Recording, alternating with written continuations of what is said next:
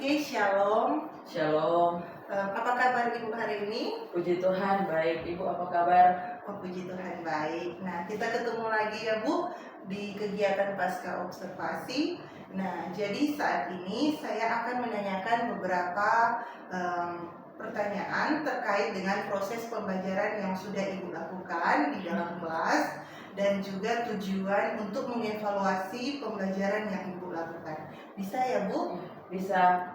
Oke, terima kasih Bu. Nah, untuk pertanyaan pertama, bagaimana perasaan Ibu setelah selesai melakukan pembelajaran di kelas? Perasaan saya setelah melakukan pembelajaran di kelas, saya merasa sangat senang bisa bertemu dengan para peserta didik dan juga bisa memberikan kepada mereka pengajaran. Dan saya merasa lega karena pembelajaran yang saya lakukan itu sesuai dengan rencana pembelajaran yang sudah disiapkan. Oke, baik Bu. Nah, dari proses pembelajaran yang Ibu lakukan tadi, bisakah Ibu ceritakan area kompetensi pengembangan yang sudah Ibu kembangkan dan apa tahap-tahapannya? Untuk area kompetensi yang saya kembangkan dari pengetahuan, yaitu bagaimana peserta didik memahami konsep pemeliharaan alam. Dan yang kedua, dari segi keterampilan, bagaimana peserta didik bisa menunjukkan respon mereka atau tindakan terhadap pemeliharaan alam.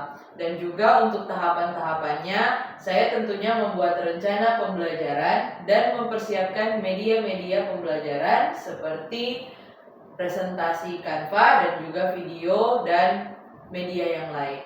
Oke, baik Bu. Nah, kira-kira dari proses pembelajaran yang Ibu lakukan tadi, sejauh mana keberhasilan area kompetensi yang Ibu lakukan tadi di kelas? Kalau menurut saya cukup berhasil karena pada saat saya memberikan pertanyaan-pertanyaan kepada para peserta didik, sebagian dari mereka itu mampu menjawab dengan tepat. Oke, baik Bu. Nah, dari keberhasilan tersebut pastinya di area kompetensi ada kendala-kendala atau hambatan yang Ibu hadapi. Bisakah Ibu sampaikan kendala atau hambatan yang Ibu hadapi? Ya, betul. Memang ada kendala dalam diskusi peserta didik.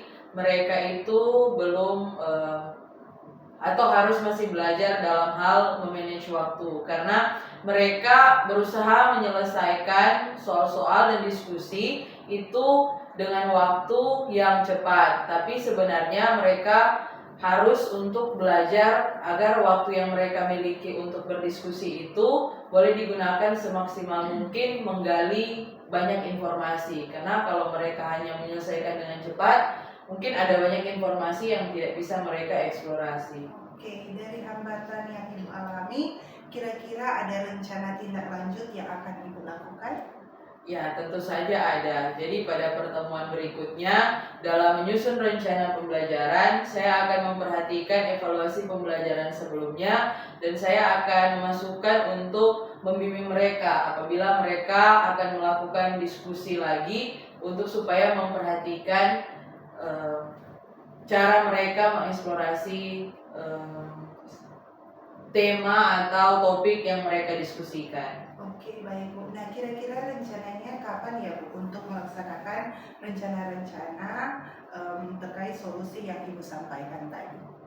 Rencananya tentu pada pertemuan berikutnya, jadi secepatnya akan saya upayakan untuk perbaikan dari evaluasi pembelajaran tadi.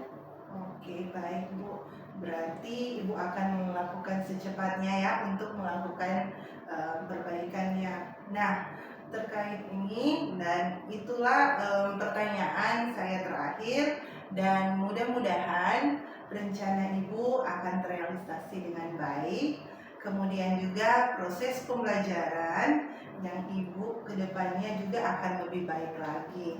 Dan siswa juga pastinya lebih aktif dalam pembelajaran, kemudian juga bisa memanage waktu terkait dengan diskusi mereka sehingga mereka tepat waktu dalam menyelesaikan tugas yang Ibu berikan. Dan pastinya dalam diskusi itu Ibu bisa mengontrol lagi sejauh mana pemahaman mereka.